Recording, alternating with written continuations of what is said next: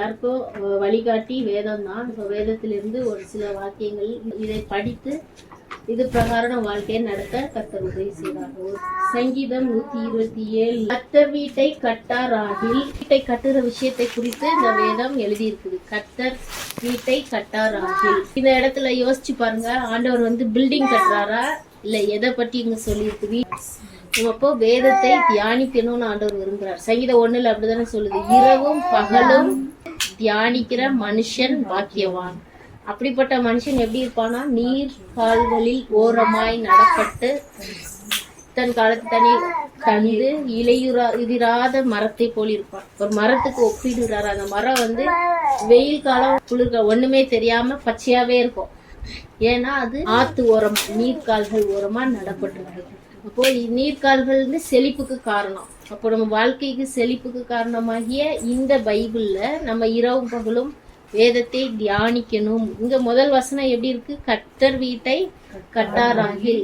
கர்த்தர் எப்படி வீட்டை கட்டுகிறாரா? எப்படி கட்டுகிறா? வீடுன்னு சொன்னாலே அப்போ முதல் வர்றது கணவன் மனைவி, அப்புறம் வர்றது பிள்ளைகள், அப்புறம் தான் ஃப்ரெண்ட்ஸு சொந்தம். இதுதான் ஆதியாகம புஸ்தகத்துல உருவாக்கும் போது அவங்கள சின்ன பிள்ளை மாதிரி ஒரு வாலிப வயசுல ஆதாம் ஏவாளை உருவாக்குனாரா? சில்ட்ரனை உருவாக்கல தானே, பெரியவங்களை.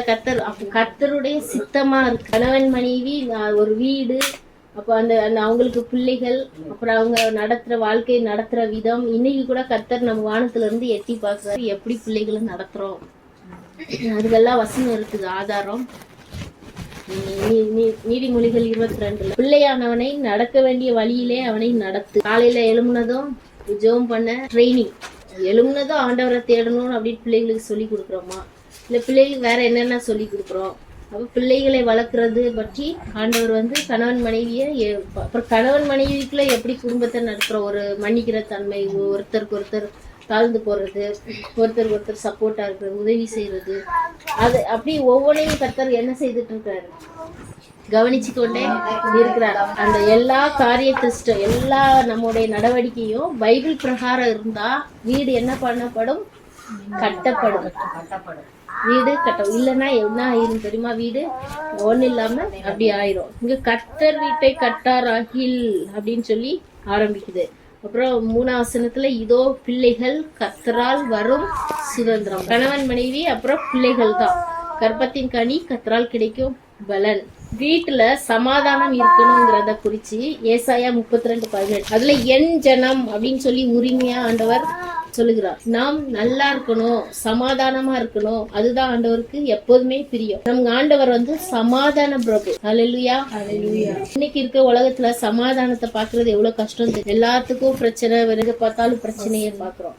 இதே இது மத்தேயு 7ஆம் அதிகாரத்துல கூட தன் வீட்டை கண்மலையாகிய கிறிஸ்து மீது கட்டினவன் வீடு எப்படி இருக்கும், மணல் மீது கட்டினவன் வீடு எப்படி இருக்கும். ஒரு பெரிய புயல் வருது, மழை வருது, கண்மலையாகிய இயேசு மீது வீடு கட்டின வீடு எப்படி இருக்கும்? ஸ்ட்ராங்கா இருக்கும். ஆனா மணல்ல கட்டின வீடு அடிச்சிட்டு போயிடும். காத்து புயல் அப்படின்னு சொல்லி அங்க இருக்கு பாருங்க. அது எதுக்கு சமமா இருக்கு? பிரச்சனைகள், சமாதானம் இல்லாத நிலைமை. இன்னைக்கு இப்போ வாழ்ந்துட்டு இருக்க நமக்கு வாழ்க்கையில பிரச்சனைங்கிறது கல்லு மேல கட்டின வீட்டுக்கும் வருது, மண்ணு மேல கட்டின வீட்டுக்கும், அப்ப எல்லாருக்கும் வருது, பிரச்சனை வருது. ஆனா அந்த பிரச்சனையை தாண்டி நம்ம நிக்கிறோமா அப்படிங்கிறது யாரு இயேசுவை மீது அஸ்திபாரம் போட்டிருக்காங்களோ, நம்ம வாழ்க்கை, நம்மளுடைய ஒவ்வொரு நடவடிக்கை இயேசு கிறிஸ்து மீது அஸ்திபாரம் போட்டிருந்தா நம்ம என்ன செய்வோம்? நம்ம நிறைய அனுபவங்களும் நமக்கு கிடைச்சிரும். அப்போ நம்ம மற்றவர்களுக்கு சொல்லதுக்கு ஈஸியா இருக்கும். என்ன பிரச்சனை வந்தாலும் ஆண்டவரோட பாரத்தை ஒப்பட அப்படின்னு ஒரு அட்வைஸ். ஏன்னா நம்ம அதை ஃபர்ஸ்டே ஃபாலோ பண்ணியிருக்கோம். லோத்தின் மனைவி பைபிள்ல திரும்பி பார்த்தா உப்பு தூணாடம். இன்னைக்கு நம்ம ஏற்கனவே நடந்ததை திரும்பி பார்க்க கூடாது அப்படின்னா யோசிச்சு பார்க்க கூடாது. ஏற்கனவே நடந்து முடிஞ்சிருக்கோம் நிறைய விஷயம், அதையே கிளறி இப்படி அப்படி இப்படின்னு யோசிச்சு பார்த்தா நம்ம என்ன ஆயிடுவோம்? அந்த லோத்து மனைவி மாதிரி ஆயிரம். திரும்பி பார்த்தா ஒரு அழிவு தான், முன்னேற்றம் இருக்காது. திரும்பி அவ்வளோ சொல்லியும் அவங்க அப்படி செய்யும் போது அது டிப்ரெஷன் ஆகுது, ஏதோ ஆகுது அப்படிங்கும்போது அவங்க நம்பிக்கை இது மேல இருக்குதா? இல்ல. பைபிள் இன்னும் நிறைய வசனம் இருக்குது. மனதின் பாரத்தை என்ன செய்யணும்? ஆண்டவர் மீது இறக்கி வச்ச பிறகு அது ஆண்டவர் பார்த்துக்குவாருன்னு நம்புறதுக்கு பேர் தான் நம்பிக்கை. ஆண்டவர்கிட்ட சொல்லி ஜோம் பண்ணி நம்ம அழுது ஜோம் பண்ணதுக்கு அப்புறம் அடுத்த நாளும் அதே கவலையை யோசிச்சுட்டு உட்கார்ந்துட்டு இருந்தா அப்ப நம்ம ஆண்டவர்கிட்ட சொல்லி அழுது நம்பிக்கை இல்லாம இருந்திருக்கிறோம்.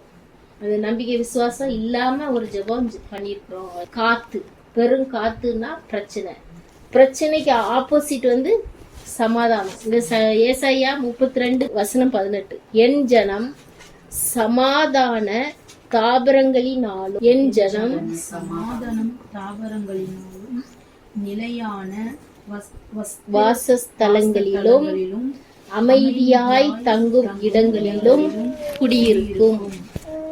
என் ஜனம்னு ஆண்டவர் உரிமையா சொல்றாரு பாருங்க. அமைதியாய் தங்குறது, நிலையான வாசஸ்தலம். இப்படி எவ்வளவு நல்ல வார்த்தை ஆண்டவர் சொல்லியிருக்காரு. கடவுள் பிள்ளைங்களுக்கு கண்டிப்பா என்னது இதெல்லாம் சொந்தம். இங்க வந்து சமாதானம், நிலையான வீடு அப்படின்னு இருக்கு பாருங்க. சமாதான தாபரம், நிலையான வாசஸ்தலம், அமைதியான தங்குறது ரொம்ப முக்கியம். சில வீட்டுல எல்லாம் ஒரே கூச்சல் கேட்கும். சாயங்காலத்துல வீட்டுல ஒருத்தருக்கு ஒருத்தர் கூச்சல் போட்டுக்கிட்டே இருக்கும். அப்ப அதுங்க அமைதியா இருக்கா? இல்ல. ஆண்டவர் விரும்புறது அமைதியான குடியிருக்கிறது. அப்போ பிரச்சனைக்கு நம்ம முற்றுப்புள்ளி கண்டிப்பா வைக்கணும். அது யார் கையில இருக்குது அப்படின்னா, பிரச்சனை வராம இருக்கணும்னா, ஆண்டவரை சார்ந்து இருக்கணும்னா பெண்கள் வந்து மிக முக்கியம். நீதிமொழிகள் 14:1 சொல்லுது, புத்தியுள்ள ஸ்திரீ தன் வீட்டை கட்டுகிறாள், புத்தி இல்லாத ஸ்திரீயோ தன் கைகளால் அதை இடித்து போடுவாள்.